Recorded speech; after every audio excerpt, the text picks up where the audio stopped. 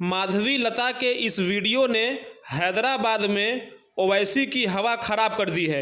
ओवैसी के नीचे से जमीन खिसकी। नमस्कार दोस्तों, भाजपा ने हैदराबाद की सीट से एक ऐसे प्रत्याशी को उतार दिया है जिसने एआईएम प्रमुख ओवैसी की हवा खराब कर दी है। जी, आगे बढ़ने से पहले आप सभी लोगों से विनम्र निवेदन है कि हमारे चैनल को सब्सक्राइब करें और ज्यादा से ज्यादा हमारे वीडियो को शेयर करें।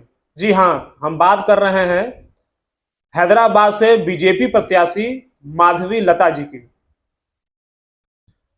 माधवी लता की लोकप्रियता दिनों दिन हैदराबाद में बढ़ती जा रही है। जिस तरह से बेबाकी से वो अपनी बातों को रख रही हैं, जिस तरह से वो हिंदुत्व की बात कर रही हैं, उनकी बातों से प्रभावित होकर हैदराबाद में उनकी लोकप्रियता दिनों दिन बढ़ती जा रही है। अभी रामनवमी के जुलूस के दिन ही उन्होंने जो अपनी तरकस से तीर निकाल कर और प्रत्यंचा चढ़ाकर जो तीर छोड़ने का एक जो अभिनय किया, उस उड़ते हुए तीर को ओवैसी ने लपक लिया। ओवैसी ने कहा कि एक मस्जिद को निशाना बनाकर माधवी लता ने तीर चलाया, जबकि सारे लोग जानते हैं कि माधवी लता एक नृत्यांगना भी हैं। शास्त्रीय गीतों पर, भरतनाट्यम पर एक नृत्यांगना है। और उन्होंने एक रामनवमी का चूंकि जुलूस था, भगवान राम का जुलूस था, तो रामनवमी की शोभा यात्रा के दौरान उन्होंने तीर चलाने का एक अभिनय किया। लेकिन ओवैसी को लगा कि ये एक मौका मिला है जिससे जो उनके सपोर्टर हैं, जो मुसलमान वोटर हैं, उनके अंदर एक धार्मिक उन्माद पैदा करके अपने पक्ष में उनको घेरा जा सकता है।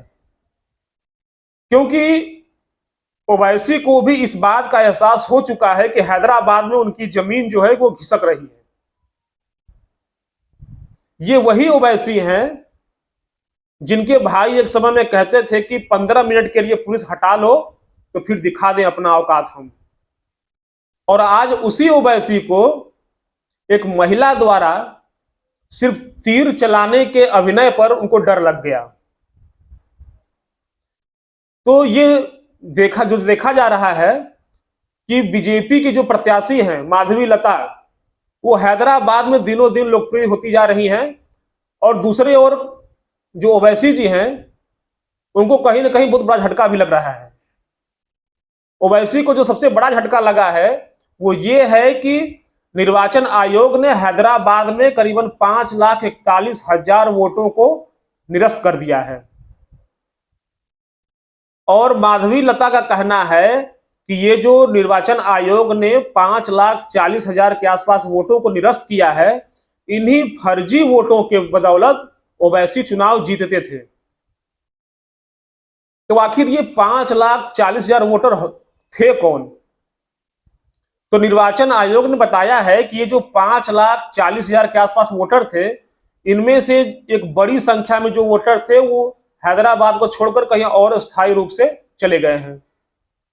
उसमें से कुछ वोटर ऐसे नाम थे जो मर चुके हैं। इनमें से कुछ ऐसे भी नाम थे जो 2-2 बार वोटर लिस्ट में थे। तो निर्वाचन आयोग ने ऐसे नामों की एक सूची बनाकर और इन नामों को निरस्त कर दिया। और माधवी लता जो हैं, वो ओवैसी पर इन्हीं वोटों का घालमेल करने का आरोप लगा रही हैं। उनका कहना है कि इन्हीं फर्जी वोटों के बदौलत जो ओवैसी थे ये बार बार चुने जाते थे। तो इन वोटों के निरस्त हो जाने से ओवैसी को एक बहुत बड़ा झटका लगा है।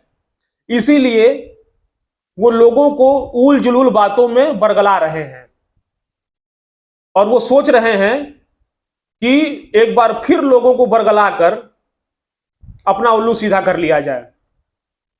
तो इस बात से इनकार नहीं किया जा सकता कि माधवी लता बहुत ही तगड़ी प्रत्याशी साबित हो रही हैं एआईएम के प्रमुख के खिलाफ। और उन्होंने मजबूर कर दिया है ओवैसी को गली गली जाकर और लाउडस्पीकर लेकर प्रचार करने पर। जिस सीट को ओवैसी अपनी बपौती समझते थे, आज वही सीट उनके हाथों से फिसलती हुई दिखाई दे रही है। और यही ओवैसी की चिंता का मुख्य कारण है, क्योंकि ओवैसी सोचते थे कि इससे पहले जो प्रत्याशी उन्हें मिले थे, उन्हें वो कोई बहुत बड़ा कंपटीटर नहीं मानते थे। लेकिन बीजेपी ने जो इस बार प्रत्याशी दिया है माधवी लता के रूप में, वो कहीं ना कहीं इनकी खटिया खड़ी कर दे रही हैं। अपनी बातों से जिस तरह से स्पष्ट बातें कर रही हैं, लोग इन्हें बहुत पसंद कर रहे हैं। और यहां तक कि मुसलमान लोग भी माधवी लता को पसंद कर रहे हैं। तो आने वाले समय में हैदराबाद की क्या स्थिति होती है, ये देखने लायक है। लेकिन मौजूदा समय में माधवी लता कहीं से भी ओवैसी से कमजोर महसूस नहीं हो रही हैं। आगे खबरों के लिए साथ में बने रहें। तब तक के लिए नमस्कार।